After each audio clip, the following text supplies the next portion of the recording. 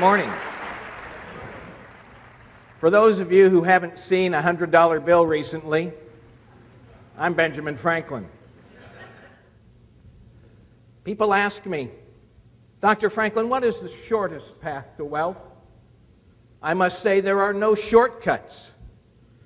But I think by using three principles, you can attain true wealth. First, it is important to lay a foundation, to learn a trade, and then to build twin pillars using the two virtues of industry and frugality if you hope to achieve true wealth in our society. I am a wealthy man, but it was not always so. When I was born in Boston in 1706, I was the 15th of Josiah Franklin's 17 children and the youngest of the 10 boys in our family. In fact, I was the youngest son of the youngest son, dating back some 5 generations of Franklins. And in those days, only the eldest legitimate son inherited any family wealth. Therefore, my family line accumulated little money. My father, because I was his 10th son, had hoped to offer me as his tithe to the church. But as you might have guessed, I was an irreverent lad and clearly not called to the pulpit. In any event, my family could little afford the expense of sending me to Boston Latin School and then on to Harvard College to study for the clergy. I was taken out of school when I was 10, after only 2 years of formal education. My father instilled in me the importance of learning a trade. I went to work in his candle and soap-making shop. It was a foul-smelling business, but it was honest work. And my father would take me on walks about Boston to show me the work of the artisans. And although I wasn't in a formal school, I was getting an education as I developed an appreciation for the wide variety of tradesmen it took to make our city of 10,000 prosper. And I heard it said on those walks that he who has a trade has an estate. I was able to build my estate because I learned a trade. When I was 12, I went to work in the print shop owned by my brother James. Now, there are many stories about how James mistreated me, and it is true that his actions against me were most demeaning.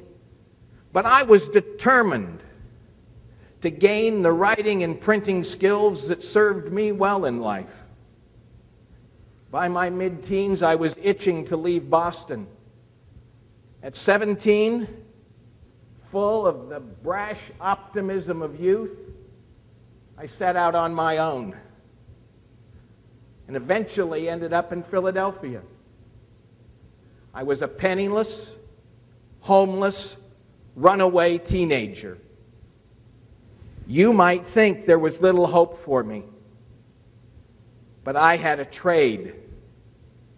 I soon found work with a printer who was newly established in that city, and over the next 5 years I worked for both of Philadelphia's printers, and also spent some time in London, where I mastered even more skills as a typesetter. But back in Philadelphia, I was eager to start my own business. I took a chance. I borrowed money.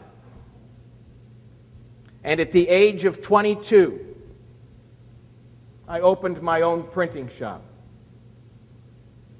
Within a year, I acquired a newspaper, which I renamed the Pennsylvania Gazette. I had laid the foundation that I needed for wealth. I was established in a trade, and now I had to show how industry and frugality would lead me toward wealth. As a businessman in Philadelphia, I knew it was important for me to establish my credit and character. And so not only was I industrious and was I frugal, I also took on all of the appearances that would keep off any talk to the contrary. I dressed in those days in plain clothes. I visited no places of idle diversion. I spent no time in taverns, games, or frolics of any kind. I was soon able to pay off my debt, and life grew easier for me by the day. At 26, I started writing and publishing an almanac under the name Richard Saunders. I endeavored to make it both entertaining and useful. In addition to noting all of the remarkable days of the calendar, I filled the little spaces of Poor Richard's almanac with proverbs, because Poor Richard had much wisdom to share with the common people.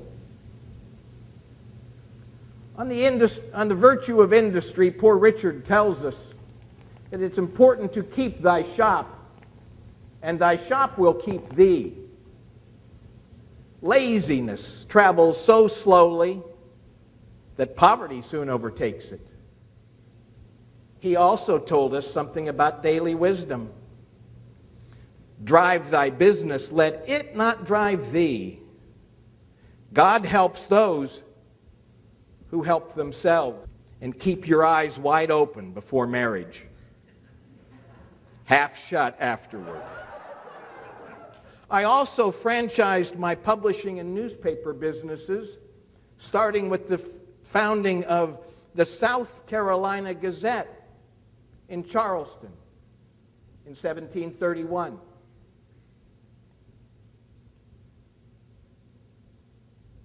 These were good times. But the king also appointed me the deputy postmaster for the colonies, and I turned that into a very profitable position.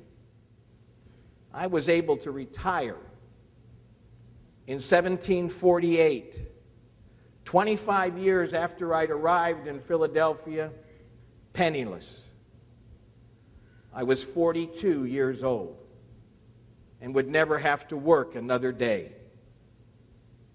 I wrote at the time, in short, the way to wealth, if you desire it, is as clear as the way to market.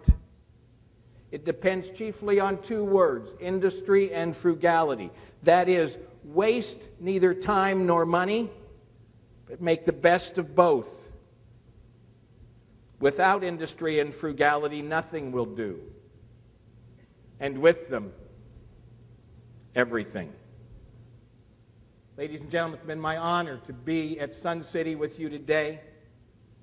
Thank you very much for coming out, and I wish you the best of luck.